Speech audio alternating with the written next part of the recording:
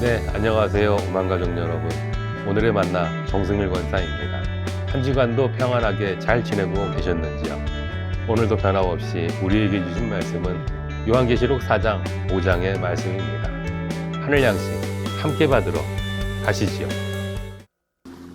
이 일 후에 내가 보니 하늘에 열린 문이 있는데 내가 들은 바 처음에 내게 말하던 나팔 소리 같은 그 음성이 이르되 이리로 올라오라. 이후에 마땅히 일어날 일들을 내가 네게 보이리라. 내가 곧 성령에 감동되었더니 보라, 하늘의 보좌를 베풀었고 그 보좌 위에 앉으신 이가 있는데 앉으신 이의 모양이 벼곡과 홍보석 같고 또 무지개가 있어 보좌에 둘렸는데 그 모양이 녹보석 같더라. 또 보좌에 둘려 24 보좌들이 있고 그 보좌들 위에 24 장로들이 흰 옷을 입고 머리에 금관을 쓰고 앉았더라. 보좌 앞에 수정과 같은 유리바다가 있고 보좌 가운데와 보좌 주위에 네 생물이 있는데 앞뒤에 눈들이 가득하더라. 네 생물은 각각 6 날개를 가졌고 그 안과 주위에는 눈들이 가득하더라. 그들이 밤낮 쉬지 않고 이르기를 거룩하다, 거룩하다, 거룩하다. 주 하나님 곧 전능하신 이여, 전에도 되셨고 이제도 되시고 장차 오시리시라. 그 생물들이 보좌에 앉아서 세세토록 살아계시는 이에게 영광과 존귀와 감사를 돌릴 때에 24 장로들이 보좌에 앉으신 이 앞에 엎드려 세세토록 살아계시는 이에게 경배하고 자기의 관을 보좌 앞에 들이며 이르되 우리 주 하나님이여, 영광과 존귀와 권능을 받으시는 것이 합당하오니 주께서 만물을 지으신지라 만물이 주의 뜻대로 있었고 또 지으심을 받았나이다. 내가 또 들으니 하늘 위에와 땅 위에와 땅 아래와 바다 위에와 또 그 가운데 모든 피조물이 이르되 보좌에 앉으신 이와 어린 양에게 찬송과 존귀와 영광과 권능을 세세토록 돌릴지어다. 내 생물이 이르되 아멘. 장로들은 엎드려 경배하더라. 오늘 우리는 요한계시록에서 드려지는 예배의 장면을 만납니다.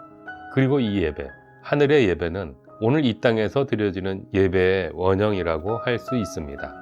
그렇다면 이 예배 장면에서 우리는 무엇을 발견할 수 있을까요? 요한계시록 4장 5장에서 하늘로 올라간 요한은 보좌에 앉으신 분을 봅니다. 세상을 창조하시고 통치하시는 하나님이십니다. 그 보좌를 둘러싸고 있는 공간은 이사야 6장과 다니엘서 7장에서 하나님과 하늘의 성전을 묘사하는 장면을 떠올리게 합니다. 요한은 이 보좌에 앉으신 분이 어떻게 생겼는지를 구체적으로 묘사할 수 없습니다. 그저 너무나 다채로운 아름다운 빛, 타오르는 불로 묘사할 수 있을 뿐입니다. 그런데 보좌 곁에 낯선 존재가 등장합니다. 요한계시록의 가장 중요한 그림 언어 가운데 하나입니다. 내가 또 보니 보좌와 네 생물과 장로들 사이에 한 어린 양이 서 있는데 일찍이 죽음을 당한 것 같더라. 그에게 7뿔과 7눈이 있으니 이 눈들은 온 땅에 보내심을 받은 하나님의 7 영이더라. 우리는 이미 이 어린 양이 누구이신지를 알고 있지요. 예수님입니다.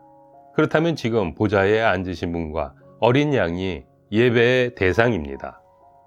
너무나 기본적인 고백이지만 사실 예배를 오염시키는 가장 큰 사탄의 유혹은 보좌에 앉으신 분과 어린 양께 예배 드린다고 고백하지만 사실은 온통 예배하는 예배자 자신에게 집중하게 만드는 것입니다. 내가 은혜 받은 것, 사실은 은혜라는 이름으로 내가 감동하는, 나에게 도움이 되는 예배를 만드는데 집중하게 만드는 힘이 예배의 세속화, 예배의 인본주의라 할 수 있습니다. 우리는 예배할 때 늘 사탄이 예배의 중심을 하나님이 아니라 나 자신에게로 옮겨 놓으려 한다는 점을 명심해야 합니다. 그렇지 않으면 하나님을 예배한다고 하면서 나 자신을 예배하기 쉽습니다. 자, 이제 무대 중앙에 계신 보좌에 앉으신 이와 어린 양으로부터 시선을 넓혀봅니다. 보좌와 어린 양 주위에는 네 생물과 24 장로가 있습니다. 내 생물은 모든 피조물을 상징하는 존재로 볼 수 있습니다. 그렇다면 24장로는 어떤 사람들을 상징하는가? 아마도 구약 이스라엘 12지파와 신약 12사도에서 유리한 숫자일 가능성이 가장 큽니다. 따라서 24장로는 모든 하나님의 백성을 상징하는 존재로 보는 것이 가장 적절합니다. 그리고 그 주변에는 수많은 천사가 있습니다. 하지만 이 생물과 장로들의 정체와 모습보다 더 중요한 것은 이들의 행동입니다. 이들의 행동이 예배의 본질을 분명하게 드러내줍니다. 이들 모두는 찬양을 하고 있습니다. 사장에서 울려 퍼지는 찬양입니다. 거룩하다, 거룩하다, 거룩하다. 주 하나님, 곧 전능하신 이여, 전에도 계셨고 이제도 계시고 장차 오실 이시라. 우리 주 하나님이여, 영광과 존귀와 권능을 받으시는 것이 합당하오니 주께서 만물을 지으신지라. 만물이 주의 뜻대로 있었고 또 지으심을 받았나이다. 이어 5장에 보면 네 생물과 24장로들이 어린 양 앞에서 새 노래를 부릅니다. 두루마리를 가지시고 그 인봉을 떼기에 합당하시도다. 일찍이 죽임을 당하사 각 족속과 방언과 백성과 나라 가운데에서 사람들을 피로 사서 하나님께 드리시고 그들로 우리 하나님 앞에서 나라와 제사장들을 삼으셨으니 그들이 땅에서 왕노릇 하리로다. 왜 새 노래일까요? 성부 하나님께 올려지던 찬양이 어린 양에게까지 확대됩니다. 그리고 수많은 천사가 이 노래에 코러스가 되어 큰 소리로 외칩니다. 죽임을 당하신 어린 양은 능력과 부와 지혜와 힘과 존귀와 영광과 찬송을 받으시기에 합당하도다. 이 찬양에 하늘과 땅, 바다의 모든 피조물, 모든 만물이 화음을 더딥힙니다. 보좌에 앉으신 이와 어린 양에게 찬송과 존귀와 영광과 권능을 세세토록 드릴지어다. 그러자 내 생물이 외칩니다. 아멘. 그렇다면 여기서 드러나는 우리 예배의 가장 기본적인 본질은 찬양입니다. 예배의 본질이 하나님의 이름을 높이는 것이라는 말씀입니다. 하늘의 예배와 연결된 우리의 예배는 하나님이 어떤 분이신지를 고백합니다. 우리 하나님은 영원히 존재하시는 하나님으로서 세상을 창조하시고 영원토록 통치하시는 분이십니다. 예수님은 두루마리의 인봉을 떼기에 합당한 분, 그러니까 인류를 창조하시고 끝까지 구원하시는 하나님의 통치에 함께 하시는 하나님이십니다. 예수님은 십자가와 부활을 통해 우리를 대속하셨습니다.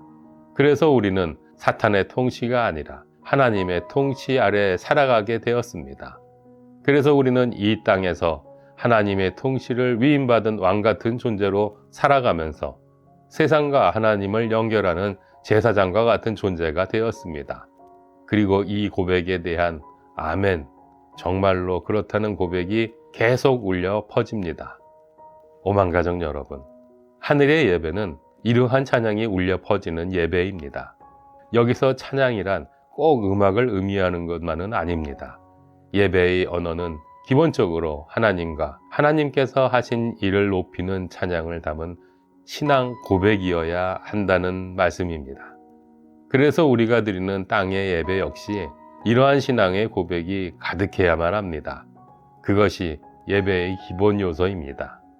성공적인 예배의 일차원적인 판단 기준은 내가 얼마나 위로받았고 감동했고 힘을 얻었느냐에 있지 않습니다. 우리가 얼마나 하나님이 어떤 분이시며 어떤 일을 이루셨고 이루고 계시며 이루실 것인가를 바르게 고백하면서 하나님의 이름을 높였는지가 성공적인 예배의 가장 핵심적인 요소입니다. 사랑하는 여러분, 우리는 요한계시록에 기록된 사건들에 초점을 맞추기가 쉽습니다. 어떤 사건이 일어나면 이건 종말의 때의 어떤 사건과 연결할 수 있지. 하지만 사실 하늘의 예배 장면이 요한계시록까지 요한계시록의 무게중심을 잡아주며 요한계시록 전반에 걸쳐 나타나는 다른 모든 환상의 기초이자 중심이 됩니다. 어떤 의미입니까? 우리의 예배가 우리 삶의 무게중심이 된다는 의미입니다. 예배할 때 하나님은 자기 백성을 중심이 되는 자신에게로 모으신다. 이는 우리가 중심에서 이탈하지 않고 하나님 중심으로 살게 하기 위해서다. 우리는 예배함으로써 이 중심이신 살아계신 하나님께 응답하고 이 하나님으로부터 응답을 듣는 삶을 산다. 그래서 오늘 요한계시록을 통해 성령께서는 우리에게 진정한 예배를 드리라고 말씀합니다. 하나님의 이름을 높이는 언어와 예수님이 나의 왕이시라는 고백으로 가득한 예배. 그리고 그렇게 모여서 예배한 하나님의 백성들이 세상으로 일상으로 흩어져 삶의 예배를 온전히 드리게 되기를 주님의 이름으로 축복합니다. 늘 건강하시고 행복하십시오. 저는 다음 주에 만나 뵙겠습니다. 감사합니다.